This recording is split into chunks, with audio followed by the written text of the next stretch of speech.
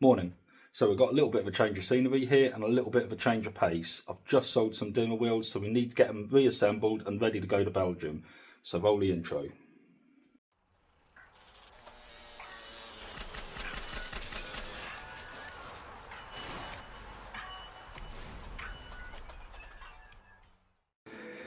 Right, so yeah, you heard that right. I have indeed decided to part with a set of my Dimmas, and as you can see by the state of the conservatory, my missus is currently going ham. Right, so don't panic. We're not selling the sedans Dimmas. They are still indeed hidden back here behind the car at the moment. So they're waiting to come back out next year. And I do actually have a second set of Dimmas which are for the estate build. So this third set is surplus, and to be honest, I don't really know why I bought them in the first place. However, they are now being sold, and that is the main thing here. So hopefully it gets the missus off my back for a little while, because the conservatory has ended up looking like a workshop. Right, so yes, the faces. We've got the Dimma faces in there. I have already split these. They were originally built on a 7J spec. So you can already see the lips and barrels here. Took these apart earlier in the week. The chap who's buying them is going to be restoring these to go back onto a 205 Dimma. So that means he wants the original staggered barrels, which I actually had surplus from the last set I built.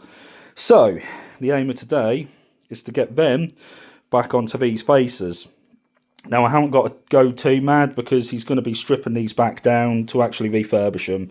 So I'm just going to sling them together with a few bolts and yeah, just roughly show you the process of a split rim. Right, so doing this in the living room while my missus is getting her hair dyed, and obviously while my daughter is playing the PlayStation, so you can enjoy the noise here. But so this is one roughly bolted together. I've just chucked 6 bolts in, 30 bolts, so it's every other 6th one. And obviously this is a rear one, so that would be the 8J. Can't remember if I've marked on this one. There you go. So the 8J specs are 4.5 inch rear barrel with 3.5 inch front lip, which is why we get that beautiful deep dish on the front. Now normally these would be split into 3 pieces, so they are a 3-piece split rim. That means the lip and the barrel is a separate item. Here it resembles a 2-piece split rim, mainly because the sealant has never been broken on these yet. So if you were building these up from scratch, you should have no sealant. That should be completely clean in there. Face should be completely clean. This shouldn't be painted or anything like that. And then once you've bolted it all together, you do the final sealing at the very end. But as you can tell, I never use these, so they still have got the old sealant on, which is why it resembles a 2-piece split rim at the moment. So the actual Dimma faces themselves as well are a front mounted design.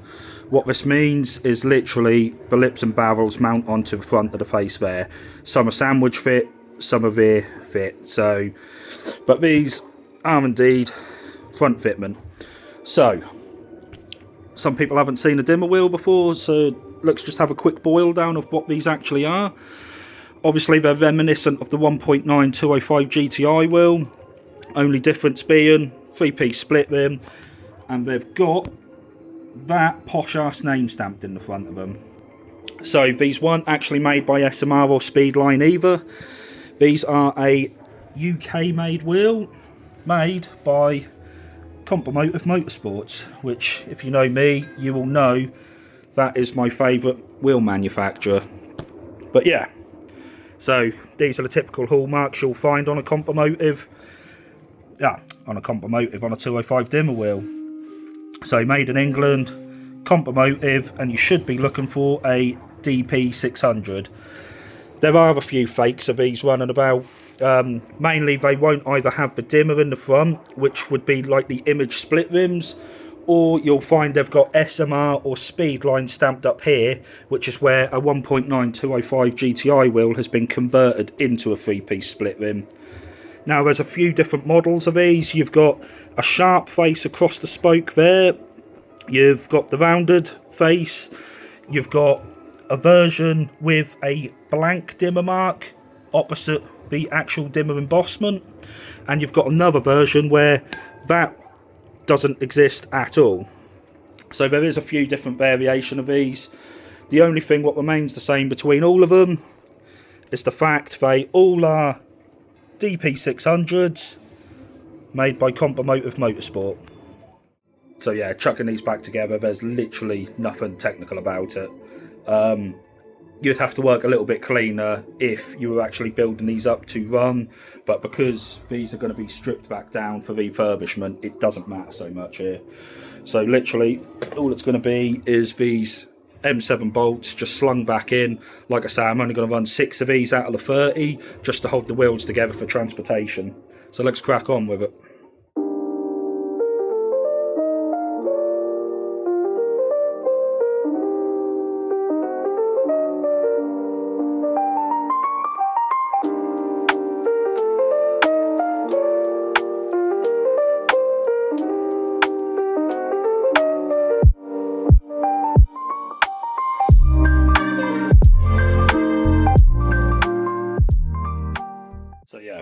It's easy as that, the wheels go back together. It's nothing too much to really say on bolting these back together.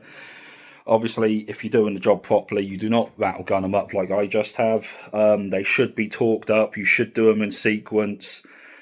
Basically, you work opposites and stuff like that. Then also there's the torque of Loctite, serrated nuts, lock nuts. It depends on your rim style and stuff like that. So don't take this little video as gospel of that is how you assemble a wheel. Realistically, that's just taken me 5 minutes to chuck 6 bolts in. The last time I built a set of these up properly, I think I was in it for about 8 hours to get all 4 done. So there is actually a lot of work involved in these. But yeah, so we'll move on to the next one and carry on like that. Right, so while I'm building wheels, you're playing the PS5. I somehow think Brogan would murder me if she caught me doing this. What do you reckon? Honestly, I don't. Don't think I should be doing this in the living room. But anyway, she's off getting her hair done. I've got 2 of these done. 2 more to go, so let's crack on.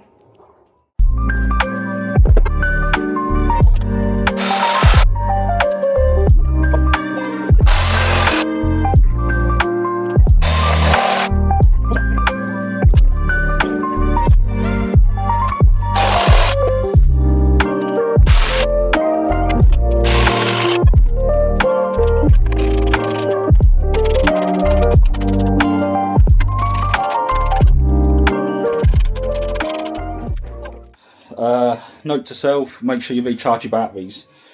But yeah, so we've got 1 wheel left. I'm just going to do it by ratchet just to finish them off, and then that'll be job done. Right, now, and if I could just figure out how this thing works, it'll be like it never happened. Hide the evidence, hide the evidence, just hide the evidence. Mind meters, mate, beep beep. How do women do this? This is not picking up the bits at all.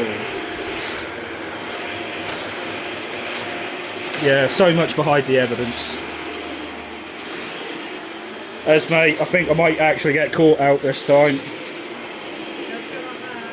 Oh, don't say that. Don't point more bits out. We're hiding the evidence. That's what the game is here.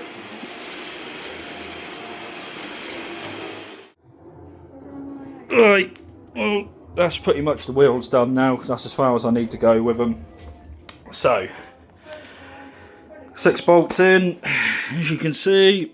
That is the original staggered Dimma lips too. So 7J fronts, and we've got the 8J rears. The reason I couldn't leave them on these other barrels was just the amount of dish and everything. So with the Dimma kit being wider on the front, they actually stand out wider than what these lips did. So if I remember, I haven't actually got it written on any of these. Oh yes, I have. There we go. You can see 6J back, 1J on the front, and then on these Dimma ones, if we flip that up, you'll see it. You got 5J on the back and 2" on the front, which gives you that slightly more dish. Also changes the offset of the wheel, so these sit proper on the wider body kit. But yeah, enough of that. I'm sure you guys get the picture.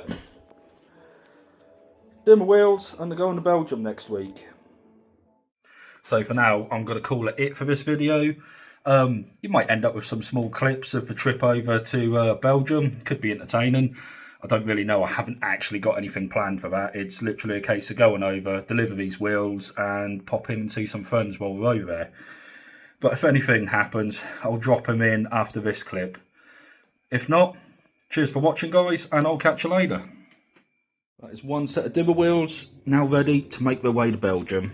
Not gonna lie, gutted to see these ones go, but needs must.